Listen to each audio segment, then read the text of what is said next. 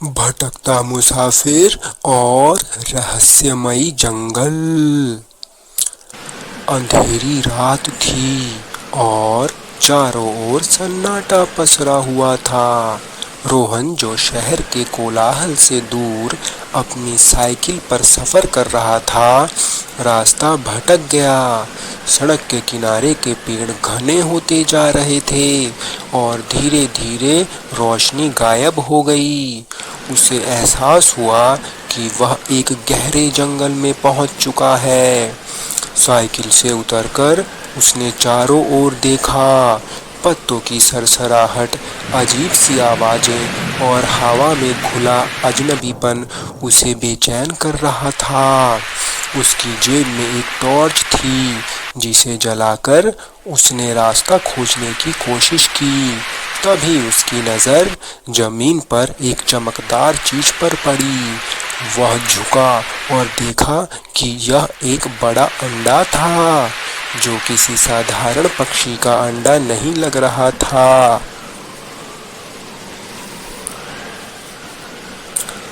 अंडे की बनावट असामान्य थी। उस पर अजीब सी नीलापन लिए सुनहरी धारियां थीं। रोहन ने उसे उठा लिया। अचानक अंडा उसके हाथ में फिसल गया और जमीन पर गिरते ही टूट गया।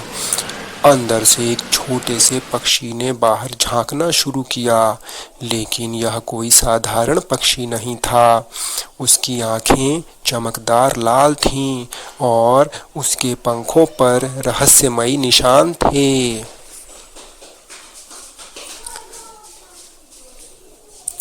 पक्षी ने पहली बार रोहन को देखा और रोहन ने महसूस किया कि यह पक्षी उसकी हर भावना को समझ सकता है।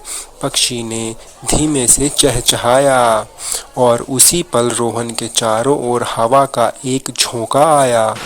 पेड़ों की शाखाएं जोर से हिलने लगीं और आसमान में काले बादल छा गए।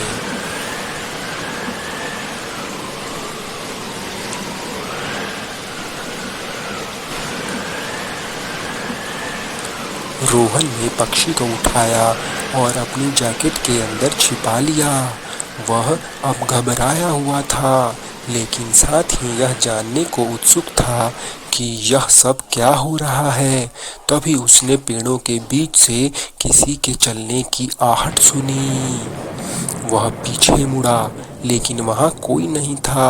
फिर अचानक एक डरावनी हंसी की गूंज जंगल में फैल गई। कौन है वहां? रोहन ने डरते हुए आवाज दी। जवाब में एक धीमी पर गूंजती हुई आवाज आई। तुमने जो अंडा तोड़ा है, वह इस जंगल का रक्षक था। अब तुमने इसे मुक्त किया है, लेकिन साथ ही उस श्राप को भी जगा दिया है जो सदियों से बंद था। रोहन का दिल तेजी से धड़कने लगा। पक्षी ने जोर से चहचहाया और उसके पंखों से हल्की रोशनी निकलने लगी। उसी पल रोहन को एहसास हुआ कि यह पक्षी साधारण नहीं है, बल्कि कोई जादुई शक्ति रखता है। जंगल के अंदर रोहन ने खुद को और पक्षी को बचाने के लिए एक सुरक्षित जगह ढूंढनी शुरू की, परंतु हर कदम पर उसे कुछ अनजान शक्तियां महसूस हो रही थी। अचानक जमीन हिलने लगी और पेड़ों से एक परछाई प्रकट हुई। यह परछाई लंबी और भयानक थी। उसकी आंखें जलती हुई लाल थीं।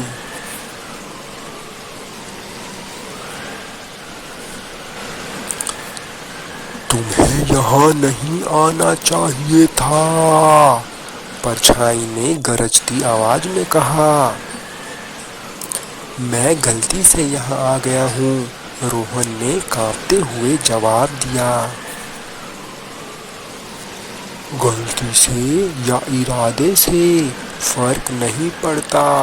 अब तुम्हें इस श्राप को खत्म करना होगा, वरना तुम और यह पक्षी कभी इस जंगल से बाहर नहीं जा पाओगे। रोहन को समझ नहीं आ रहा था कि वह क्या करे। पक्षी ने उसके कंधे पर बैठकर अपनी चोंच से इशारा किया। उसने देखा कि जमीन पर एक प्राचीन पगडंडी बन रही थी। उसे लगा कि यह रास्ता उसे किसी समाधान तक ले जा सकता है। रोहन पगडंडी पर चलता गया। पक्षी ने रास्ता दिखाने में उसकी मदद की। कुछ देर बाद वे एक पुराने खंडर के पास पहुँचे।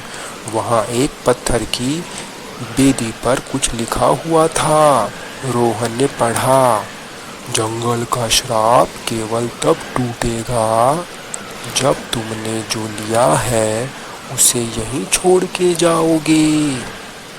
अचानक खंडर के अंदर से तेज रोशनी निकली और वही परछाई प्रकट हुई।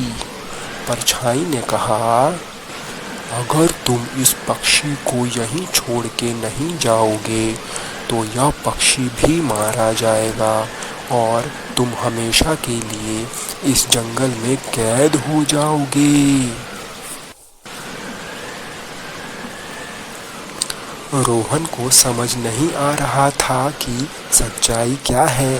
तभी पक्षी ने अपनी चोंच से जमीन पर कुछ खुरच कर बनाया। वह एक प्रतीक था जो अंडे पर बने निशानों जैसा दिखता था। रोहन ने महसूस किया कि यह पक्षी इस जंगल का हिस्सा है और उसे यहाँ से बाहर ले जाना गलत होगा। रोहन ने पक्षी को देखा और कहा, अगर तुम्हें यहीं रहना चाहिए तो मैं तुम्हें छोड़ दूंगा। शायद यही सच्चाई है। पक्षी ने सहमति में सिर हिलाया। रोहन ने पक्षी को वेदी पर बैठाया और कहा, मैंने तुम्हें गलती से मुक्त किया, लेकिन अब मैं तुम्हें वापस तुम्हारे घर में छोड़ रहा हूँ। जैसे ही उसने यह कहा, जंगल में रोशनी फैलने लगी, परछाई गायब हो गई और पक्षी ने एक आखिरी बार रोहन की ओर देखा। उसकी आंखों में कृतज्ञता झलक रही थी। रोहन ने महसूस किया कि जंगल का अंधेरा गायब हो रहा है। उसे एक साफ रास्ता दिखाई दिया जो जंगल से बाहर की ओर जा रहा था। उसने आखिरी बार उस जगह को देखा जहां पक्षी गायब हुआ था और धीरे धीरे जंगल से बाहर निकल गया। जब वह अपनी साइकिल के पास पहुंचा तो सूरज उग रहा था। उसे लगा कि यह सब एक सपना था, लेकिन उसकी जैकेट में से वह निशानदार पंख निकला जो उस पक्षी का था। यह घटना रोहन के जीवन का सबसे बड़ा रहस्य बन गई। वह जानता था कि उसने सिर्फ एक पक्षी को नहीं छोड़ा, बल्कि एक जंगल को उसकी आज़ादी वापस दी थी।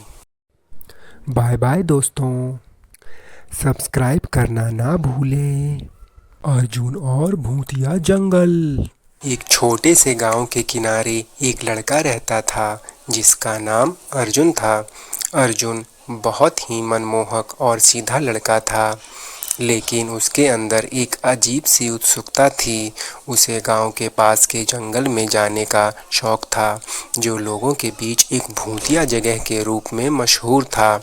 लोग कहते थे कि जंगल में एक चिड़िया रहती है जो असल में एक शापित आत्मा है। अर्जुन इन बातों पर कभी विश्वास नहीं करता था। उसका मानना था कि ये सब बस कहानियाँ हैं जो बड़े लोग बच्चों को डराने के लिए बनाते हैं। एक दिन उसने ठान लिया कि वो जंगल के अंदर जाकर सच्चाई का पता लगाएगा। एक शाम जब सूरज अस्त हो रहा था और जंगल में अंधेरा छा रहा था, अर्जुन ने अपने हाथ में एक मशाल ली और जंगल की तरफ चल दिया। रास्ते में उसने सुना कि जंगल के जानवर अजीब सी आवाज़ें निकाल रहे हैं। हवा भी ठंडी हो गई थी और पेड़ों की शाखाएं इस तरह हिल रही थी जैसे वो उसे रोकने की कोशिश कर रही हो, लेकिन अर्जुन ने अपने मन में डर को जगह नहीं दी और आगे बढ़ता रहा। थोड़ी देर बाद उसे एक अजीब सी आवाज़ सुनाई दी। ये आवाज़ किसी चिड़िया की लग रही थी, लेकिन इसमें एक दर्द भरा सुर था। आवाज़ का पीछा करते हुए अर्जुन एक पुराने पेड़ के पास पहुंचा। पेड़ बिल्कुल सूखा हुआ था, उसके सारे पत्ते सूखे हुए थे और जड़ों के आसपास मिट्टी का रंग लाल था। पेड़ के ऊपर एक पीली चिड़िया बैठी थी और उसकी आंखें एकदम लाल थी। चिड़िया अर्जुन को घूरना शुरू कर देती है। अर्जुन ने सोचा कि ये बस एक आम चिड़िया है, लेकिन जैसे ही उसने आगे कदम बढ़ाया, चिड़िया ने बोलना शुरू कर दिया। चिड़िया के मुंह से निकली आवाज़ एक इंसान के जैसी थी। अर्जुन, तुम यहाँ क्यों आए हो? क्या तुम्हें पता है कि तुमने क्या किया है? अर्जुन हैरान था कि एक चिड़िया कैसे बोल सकती है, लेकिन उसने अपने आप को संभाला और पूछा, तुम कौन हो? तुम मेरा नाम कैसे जानती हो? चिड़िया ने कहा, मैं एक श्रापित आत्मा हूँ। मुझे इस जंगल में 100 साल से बंद कर दिया गया है। मैं एक समय एक राजकुमारी थी, लेकिन अपने गुरूर और लालच के कारण मुझे श्राप मिला और मुझे चिड़िया बना दिया गया। जो कोई भी इस जंगल में आता है उसका अंजाम खुद देख लो। इतना कहते ही चिड़िया हवा में उड़ गई और एक अजीब सी चीख मारने लगी। जंगल का माहौल और भयानक हो गया। पेड़ों की शाखाएं एक दूसरे से टकराने लगी और अर्जुन के आसपास एक घूमती हुई आंधी चलने लगी। अर्जुन को तब समझ आया कि चिड़िया सच बोल रही थी। उसने सोचा कि यहाँ से भागना ही समझदारी होगी, लेकिन जैसे ही उसने वापस मुड़ने की कोशिश की, एक अजीब सा शोर होने लगा। पेड़ों के पीछे से काले साए निकलने लगे, जो इंसानों के रूप में थे, लेकिन उनका चेहरा नहीं था। अर्जुन ने उनका सामना करने की कोशिश की, लेकिन जैसे ही उसने मशाल उठाई, वो साए और पास आने लगे। तभी उसने चिड़िया की आवाज़ सुनी, तुम यहाँ से तभी निकल सकते हो जब तुम अपने मन के डर को हरा दोगे। अगर डर गए तो तुम भी मेरी ही तरह यहाँ हमेशा के लिए फंस जाओगे। अर्जुन ने अपने आप को संभाला और अपने मन में सोचा, मुझे अपने डर का सामना करना होगा। उसने आंखें बंद की और अपनी पूरी हिम्मत जोड़कर जोर से चीखा, मुझे तुम सबसे डर नहीं लगता। जैसे ही उसने ये कहा, वो साए धीरे धीरे गायब होने लगे और जंगल में एक अजीब सी शांति छा गई। चिड़िया वापस आई और कहा, तुमने अपने डर को हरा दिया, लेकिन मेरी मुक्ति तभी होगी जब कोई अपने स्वार्थ के बिना मुझे छुड़ाने की कोशिश करेगा। अर्जुन को चिड़िया पर दया आई। उसने पूछा, तुम्हारी मुक्ति कैसे हो सकती है? चिड़िया ने कहा, इस जंगल के पेड़ के नीचे एक प्राचीन मंदिर है। वहाँ एक दिया जलाना होगा जो अंधेरे को मिटा सके, लेकिन उस दिए तक पहुँचना आसान नहीं होगा। अर्जुन ने मन ही मन ठान लिया कि वो चिड़िया को मुक्ति दिलाएगा। उसने जंगल के बीच में वो मंदिर ढूंढा और बहुत मुश्किलें सहते हुए दिया जलाया। दिया जलते ही एक प्रकाश जंगल में फैल गया और चिड़िया एक सुंदर औरत के रूप में बदल गई। राजकुमारी ने अर्जुन को धन्यवाद दिया और कहा, तुम्हारी दया और हिम्मत के कारण मुझे अपने श्राप से मुक्ति मिली। अब ये जंगल कभी भूतिया नहीं रहेगा। उस दिन के बाद वो जंगल फिर से हरा भरा हो गया और लोग वहाँ बिना किसी डर के जाने लगे। अर्जुन एक मिसाल बन गया, एक ऐसे इंसान की जो हिम्मत और दया से किसी को भी भयानक अंधेरों से निकाल सकता है। बाय बाय, हमें सब्सक्राइब करना ना भूलें।